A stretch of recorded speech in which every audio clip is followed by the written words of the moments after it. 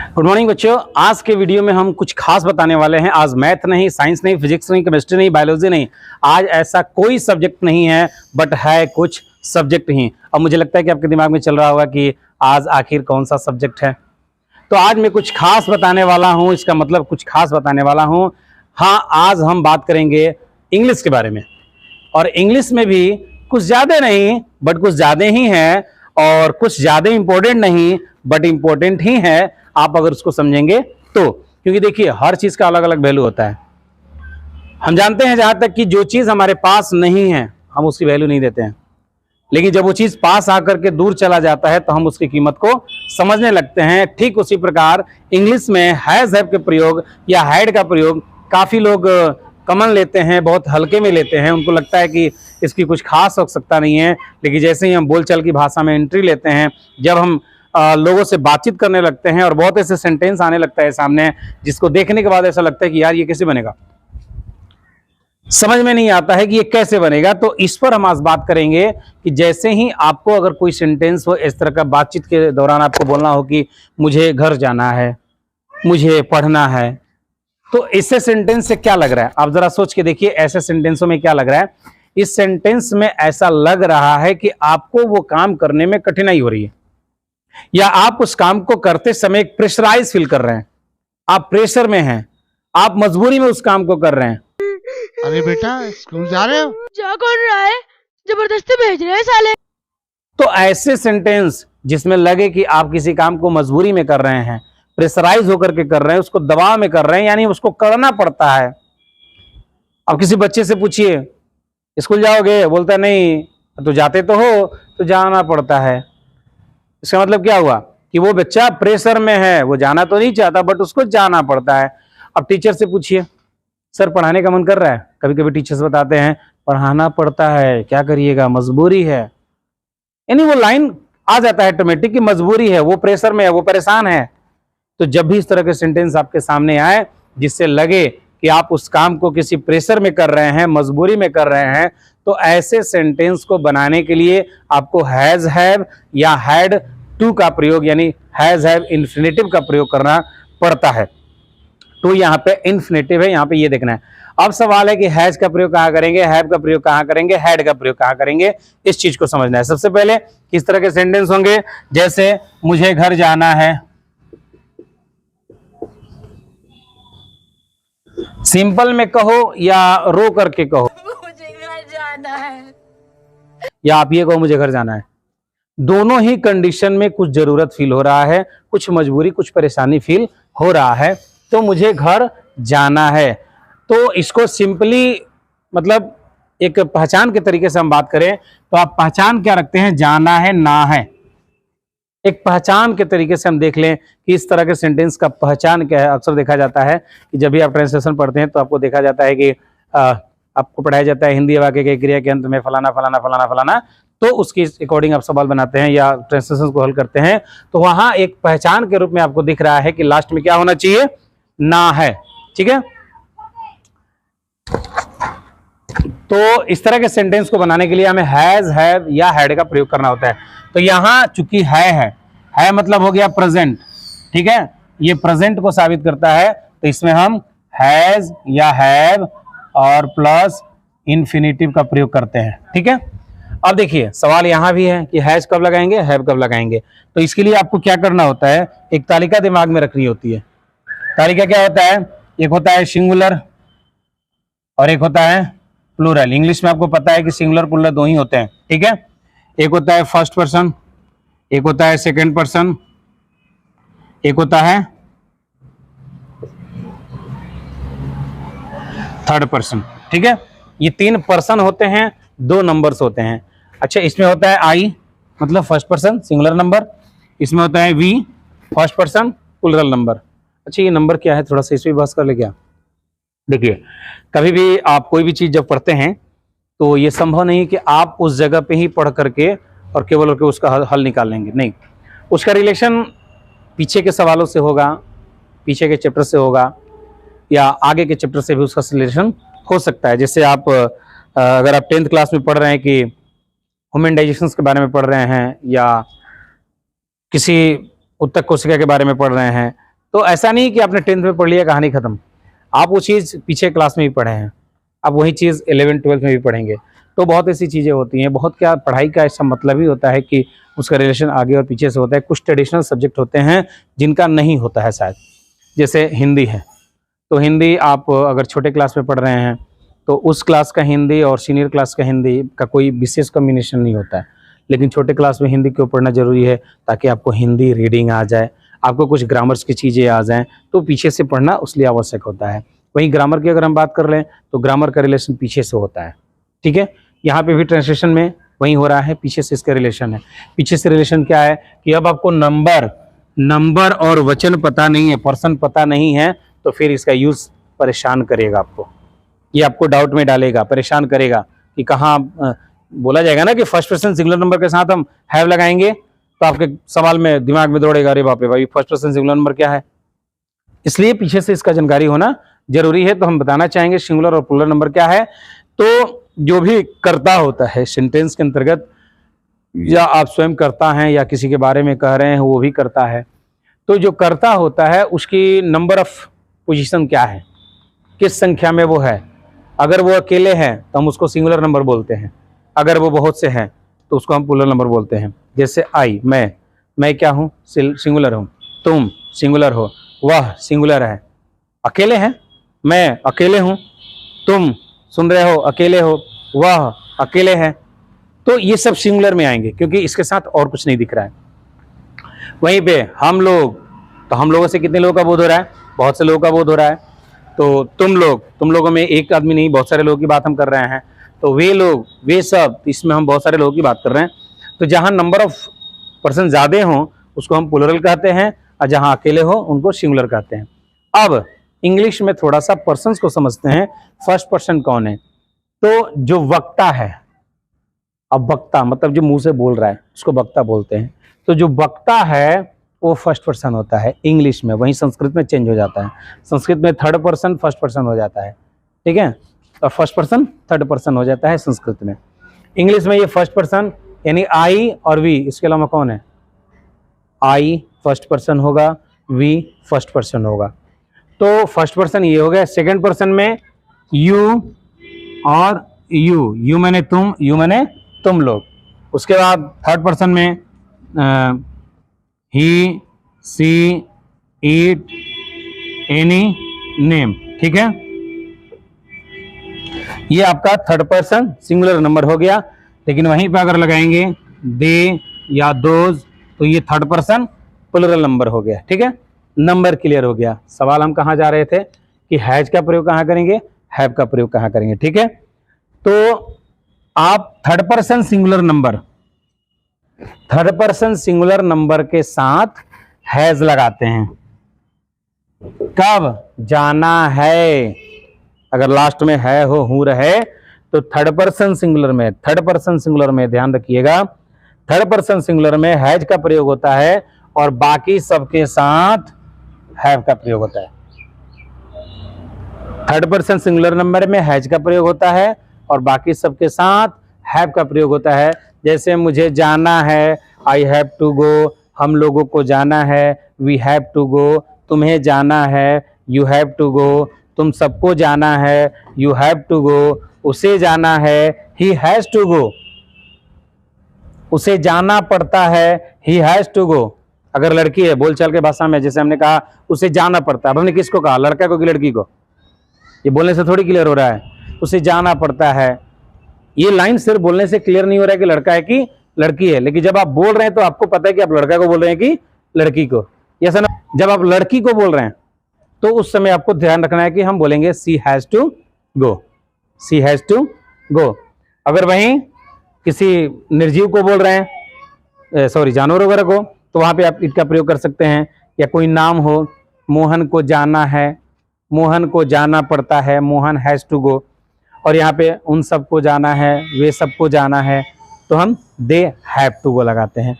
उम्मीद करते हैं हैज हैव का प्रयोग आपको समझ में आया। लेकिन इसमें सिर्फ यहीं पे कहानी खत्म नहीं होती है, इसमें बहुत सारे सेंटेंस आते हैं, 4-5 प्रकार के सेंटेंस आते हैं। ये सारे सेंटेंस, जितने सेंटेंसों की हमने बात की वो है अफर्मेटिव सेंटेंस। अब आता है कुछ ट्रांसलेशन बनाने के लिए। तो आप घर पे कोई ट्रांसलेशन का बुक हो तो तो उसको निकालिए और ट्रांसलेशन बनाइए। अगर आपको कोई डाउट्स, कोई दिक्कत आता है तो कमेंट में करिए। मैं कमेंट में आपको पढ़ करके ज़रूर मैं बताऊंगा कि उसको कैसे करना है। तो अफर्मेटिव सेंटेंस जितने भी होते हैं उनमें हैज़ हैव इसी तरीके से हम यूज़ करते हैं। आप एक तरीके से इसको फॉर्मूले के रूप में भी यूज़ कर सकते हैं, जैसे I has to go, I have to go, he has to go, इस तरीके से। लेकिन हमने कहा कि यहीं पे कहानी ख़त्म नहीं हो रही है, अभी हम बात करेंगे निगेटिव की, ठीक है, क्योंकि निगेटिव तो होता ही है। देखिए निगेटिव की अगर हम बात करें, निगेटिव सेंटेंस होता है, उसके बाद इंट्रोगेटिव होता है। इंट्रोगेटिव भी दो तरह का होता है, एक होता है यस नो इंट्रोगेटिव, एक होता है WH इंट्रोगेटिव। तो निगेटिव में क्या करना होता है, हैज़ हैव के बाद नॉट लगा देना होता है। उसे नहीं जाना है, he has not to go. मुझे नहीं जाना है, I have not to go. Simple है, I have not to go, you have not to go, तुम्हें नहीं जाना है। अब यहाँ पे दबाव दिया जा रहा है, तुम्हें नहीं जाना है, you have not to go. उसे नहीं जाना है, he has not to go. तो क्लियर हुआ, नॉट कहाँ लगाना है, हैज़ हैव के बाद आपको नॉट लगा देना है। अभी मैंने कहा इंट्रोगेटिव की बात करें तो इंट्रोगेटिव दो तरह के होते हैं, एक होता है यस नो इंट्रोगेटिव। दो तरह के होते हैं, एक होता है यस नो इंट्रोगेटिव, ठीक है, यस नो इंट्रोगेटिव। तो यस नो इंट्रोगेटिव क्या है, अब इसको समझते हैं थोड़ा सा। कि अगर हमने आपसे कोई सवाल किया और उस सवाल का जवाब आपने हाँ या ना में दिया तो वो क्या है, यस नो इंट्रोगेटिव है। क्या है, यस नो इंट्रोगेटिव है। लेकिन अगर किसी सवाल का जवाब आपने किसी सेंटेंस के माध्यम से कोई रीजन बता करके, कोई एक्सप्लेनेशन के द्वारा आपने दिया तो उसको बोलते हैं WH इंट्रोगेटिव, ठीक है। तो जैसे आपसे सवाल किया गया कि क्या उसे जाना है, अगर ये सेंटेंस है, क्या लग रहा है, अगर हमने आपसे पूछा क्या आपको जाना है, क्या कहेंगे आप, जाना होगा तो हाँ, नहीं जाना होगा तो नो। क्या आपको खाना है, यस या नो, ये ना होगा। क्या आपको पढ़ना है, कहेंगे यस या नो। अगर पढ़ना होगा तो बोलेंगे यस, नहीं पढ़ना होगा तो नो, यही ना होगा। तीसरा इसमें कुछ आ नहीं रहा है, ठीक है। तो इस तरह के जितने भी सेंटेंस आते हैं उसको क्या बोलते हैं, यस या नो, यस नो इंट्रोगेटिव, ये ना बोलेंगे। मान के चलिए कि इसी में कुछ ऐड करना है, क्या उसे क्या तुम्हें जाना है, तो मैं बोलूँगा हाँ जाना है, लेकिन अभी नहीं, 2 घंटे बाद जाना है। तो जाना है जो आपने बोला ना, वही तो यस है। क्या आपको खाना खाना है, हाँ खाना खाना है, पहले तो हाँ बोला ना आपने, हाँ जाना है, पहले तो आपने हाँ कहा ना, हाँ जाना है लेकिन अभी देरी है, वो अलग चीज हुआ, विदाउट आपने रीजन दिया, बट आपका जवाब हाँ में आया ना। नहीं जाना है, अब हम सवाल करेंगे क्यों, करें या ना करें, तुम पहले ही रीजन दे दिए। नहीं जाना है क्योंकि बारिश हो रही है, वो अलग मैटर हुआ। लेकिन हम पर्सनली सेंटेंस की बात करें यस इंट्रोगेटिव की, तो उसका क्या होता है कि जिसका जवाब हाँ या ना में हो, ठीक है। अब इसको बनाते कैसे हैं, तो इसमें हेल्पिंग वर्ब पहले आ जाता है, यानी रूल कहता है कि हैज या हैव आपका पहले आ जाएगा, ठीक है। तब सब्जेक्ट, तब टू होगा। अगर नॉट हो तो यहाँ पे नॉट लगा सकते हैं, ठीक है, अगर नॉट इसमें हो तो, क्योंकि यस इंट्रोगेटिव में भी नेगेटिव होता है, ठीक है। तो तब टू लगा करके, तब अदर वाला जो होता है, जैसे क्या उसे जाना है तो हैज, ये देखिएगा कैपिटल का यूज करिएगा, हैज या हैव, ठीक है। तो हैज ही गो, क्या उसे जाना है, ये ना होगा, हैज ही गो। अगर कहना हो क्या आपको नहीं पढ़ना है, सवाल है, क्या आपको नहीं पढ़ना है, पढ़ना होगा तो हाँ बोलेंगे, नहीं पढ़ना होगा तो नो बोलेंगे। तो जवाब तो आपने हाँ या ना में दिया, लेकिन इसको बनाएंगे कैसे, तो क्या आपको नहीं पढ़ना, यहाँ आपको है ना, अब आपको के साथ यानी यू के साथ क्या लगाते हैं, हैव लगाते हैं। तो हैव यू, और नहीं है ना, नॉट टू, यहाँ टू छूटा था, हैज ही टू, कहाँ थे आप लोग, have you not to read, क्या आपको नहीं पढ़ना है, have you not to read. तो जब इस तरह के सेंटेंस है इसको बोलते हैं यस नो इंट्रोगेटिव। समझ में आया, नहीं समझ में आया तो आप इसको जरूर रिपीट करिएगा, वीडियो को बार बार देखिएगा। क्योंकि देखिए मैं एक वीडियो में मैंने बताया था कि जब तक आप इसको, कोई भी चीज़ हो, आप हिस्ट्री पढ़ रहे हो, सिविक्स पढ़ रहे हो, ज्योग्राफी पढ़ रहे हो, या आप मैथ पढ़ रहे हो, आप साइंस पढ़ रहे हो, जब तक आप बार बार रिवीजन नहीं करिएगा किसी चीज़ को, बार बार रिवीजन नहीं करिएगा, तब तक वो चीज़ आने वाला नहीं है। आज घर बैठे बच्चा मोबाइल चलाना सीख जाता है, वो मोबाइल सीखने के लिए कहीं क्लास नहीं करता है। हालांकि एक नेटवर्कर महोदय अपनी वीडियो में बोलते हैं कि साइकिल चलाने के लिए कहीं कोई कोर्स करना पड़ता है, साइकिल चलाने के लिए कोई कोर्स करना पड़ता है? नहीं करना पड़ता है। इसका मतलब कि पायलट बनने के लिए भी कोर्स करने की ज़रूरत नहीं है। ये गलत है कि नहीं भाई? हर चीज़ का जो भी चीज़ प्रोफेशनल है तो उसको तो करना पड़ेगा। अब साइकिल चलाना एक कॉमन चीज़ है, हर घर में है, इसलिए आपने तो बिना कोर्स किए ही सीख लिया। मोबाइल चलाना एक कॉमन चीज़ है, हर घर में है, आपने बिना कोर्स किए मोबाइल चलाना सीख लिया। लेकिन ज़रा कंप्यूटर सीख के देखिए, कंप्यूटर आप घर में सीख सकते हैं? कंप्यूटर सीखने के लिए आपको DCA, BCA, MCA सब करना पड़ेगा। उसमें भी हार्डवेयर सॉफ्टवेयर होता है, तो उसके लिए अलग कोर्स, सॉफ्टवेयर के लिए अलग कोर्स, या हार्डवेयर के लिए अलग अलग कोर्स करने पड़ेंगे। तो कोई भी चीज़ बिना सीखे नहीं होता है। इंग्लिश भी हमारी चूंकि पर्सनल लैंग्वेज नहीं है, हमारे घर में बोली जाने वाली लैंग्वेज नहीं है, इसलिए इसको सीखना पड़ेगा, और सीखने के लिए आपको बार बार पढ़ना पड़ेगा। आप सोचते हैं कि आए 1 घंटा पढ़े, कॉपी में नोट करें, घर चले जाएं, हो गया इंग्लिश पढ़ लिए, नहीं संभव है, कभी नहीं होगा। आपको इसको अपने यूज़ में लाना होगा। हम बार बार कहते हैं कि इसको और बेहतर बनाने का तरीका है कि आप अपने घर पे जाते हैं तो अपने छोटे भाई बहन को पढ़ाइए। हम लोग का ये प्रोफेशन है, क्योंकि हमारा परिवार इससे चलता है, तो हमारा पढ़ाने का कुछ और रीज़न है। लेकिन आपको अभी लर्निंग में है, आपको सीखना है, तो आप अपने आसपास के छोटे भाई बहन को पकड़िए, ज़बरदस्ती उनको पकड़िए, उनको सिखाइए। आप भले ही उनको सिखा रहे हैं, लेकिन सीखना तो आपको है, सीखना तो आपको है। एक महाभारत की कहानी यहाँ पे याद आ गई कि हनुमान जी को कृष्ण बोले थे कि महाभारत में तुम्हें रहना है मेरे साथ। हनुमान जी बोले कि प्रभु मैं तो बिना भक्ति का नहीं रहता, मुझे तो आपकी भक्ति चाहिए, आपके प्रवचन चाहिए। कृष्ण जी बोले कि कोई दिक्कत नहीं, उसकी हम व्यवस्था कर देंगे। जब कुरुक्षेत्र सजा, कौरव और पांडव की लाइनें लगी और हनुमान इशारा कर रहे हैं कि प्रभु हम तो बिना भक्ति के रह नहीं सकते, हमें बेचैनी हो रही है। कृष्ण जी बोले थोड़ा सब्र करो, उपाय लगाते हैं। उसने अर्जुन से कहा रथ को बीच में ले चलो। अर्जुन रथ को बीच में लेके गए, कौरव परेशान, ये रथ कहाँ लेकर के आया जा रहा है अर्जुन, अभी युद्ध स्टार्ट नहीं हुआ, युद्ध का उल्लंघन हो रहा है।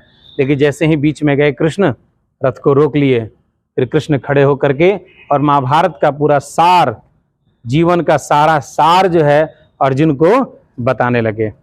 वास्तव में अर्जुन को वो नहीं बता रहे थे, अर्जुन तो एक बहाना था, वास्तव में गीता हनुमान जी को सुनाना था। तो बहाना चाहिए आपको, वास्तव में वो बच्चा तो बहाना है, लेकिन सीखना तो आपको है। इसलिए आपको आसपास के बच्चों को पकड़ के पढ़ाना पड़ेगा, या आप इसको लर्निंग में रखिए, हमेशा यूज में रखिए।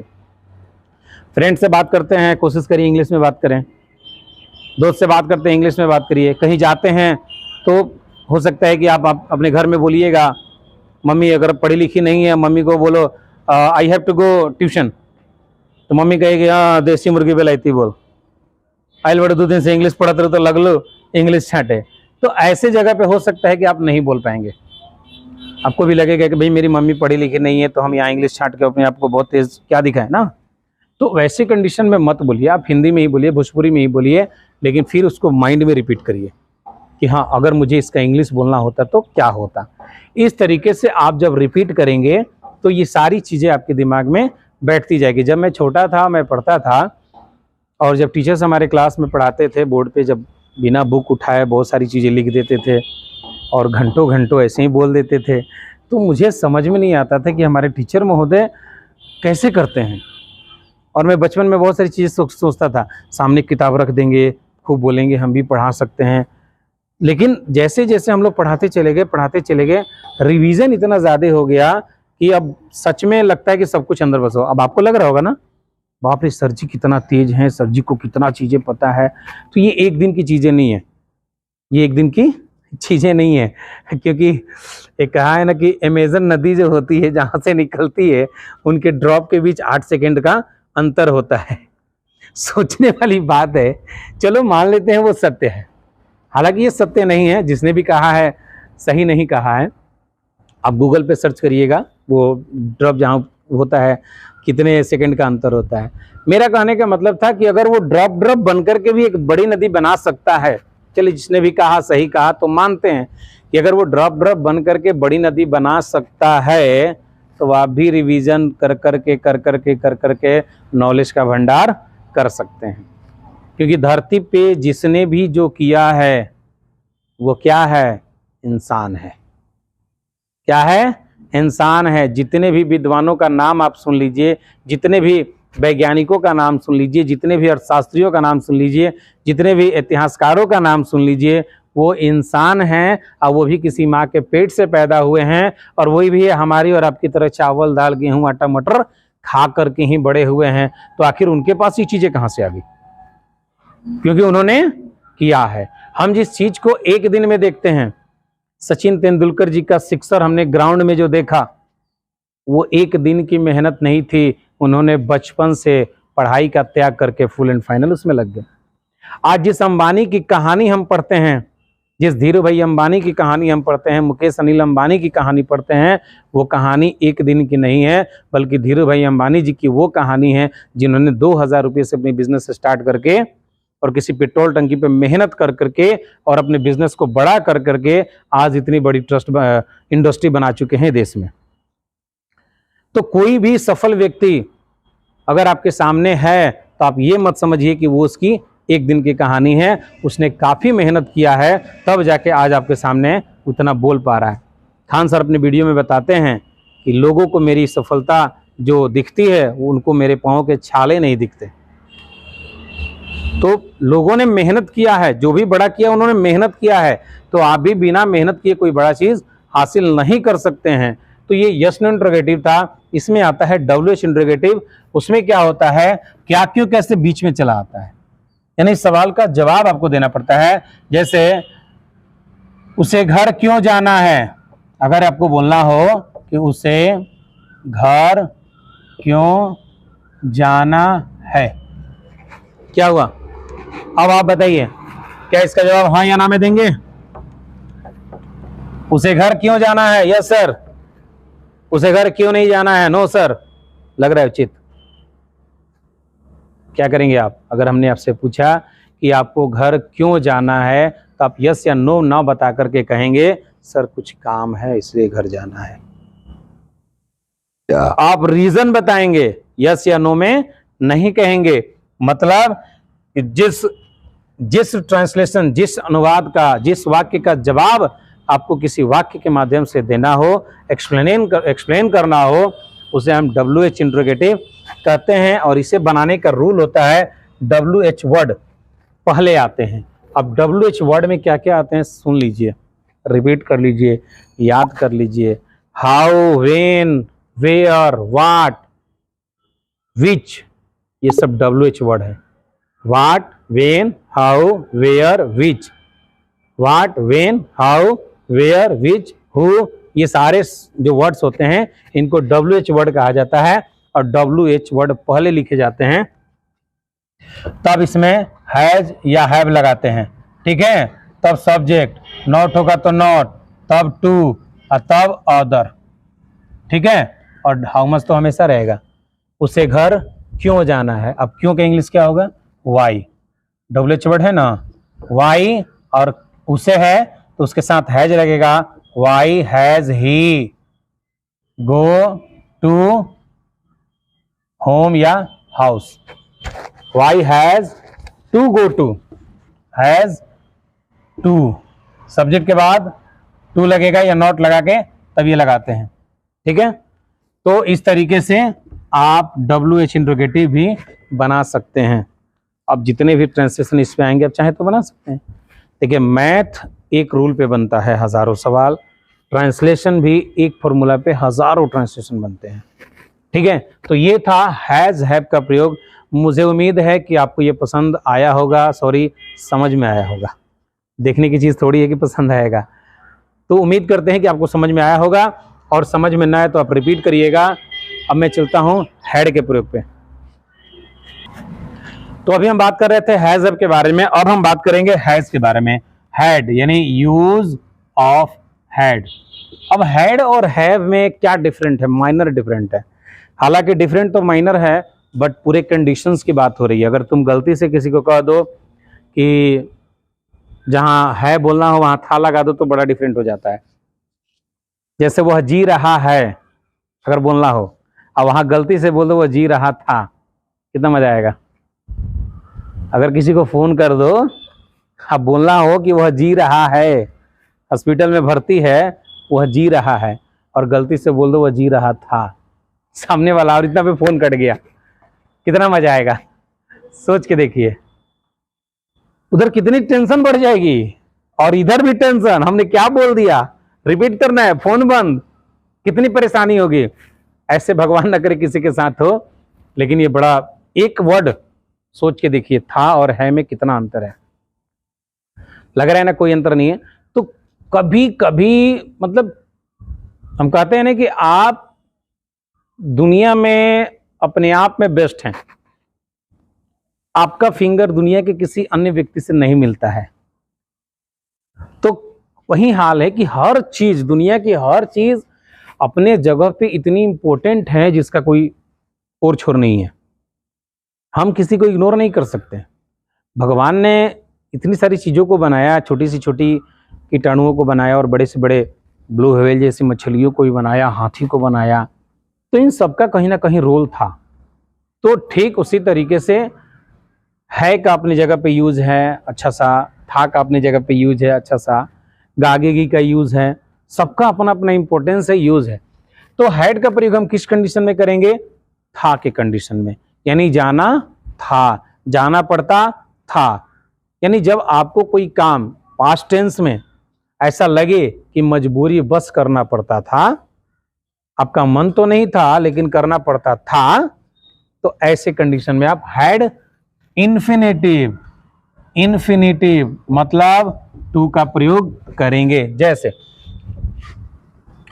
उसे घर जाना था, ठीक है, क्या था? घर जाना था। इसके पहले हम क्या पढ़े थे? घर जाना है। दोनों में अंतर है ना। अभी बोले ना कि था और हमें है में कितना अंतर है। अगर आपने किसी को फोन किया, हॉस्पिटल में भर्ती है, बोलना था कि जाना है, वह जी रहा है बोलना था, और आपने बोल दिया वो जी रहा था, सामने वाला समझ गया, बोला जी रहा था मतलब वो मर गया, घर में बॉन्डर मच जाएगा। तो ये बहुत मायने रखता है ये सब। तो कैसे, इसका रूल क्या है? Subject had plus to plus other. जैसे he had to go to home, ठीक है, he had to go to home. तो जिस तरीके से ये अफर्मेटिव सेंटेंस है, जिस तरीके से अपने हैज में अफर्मेटिव को पढ़ा, निगेटिव को पढ़ा, इंट्रोगेटिव को पढ़ा, सेम सारा कंडीशन यहां भी अप्लाई होता है। जैसे आपको बोलना हो निगेटिव में कि उसे नहीं पढ़ना था, उसे नहीं पढ़ना था, तो कैसे करेंगे आप?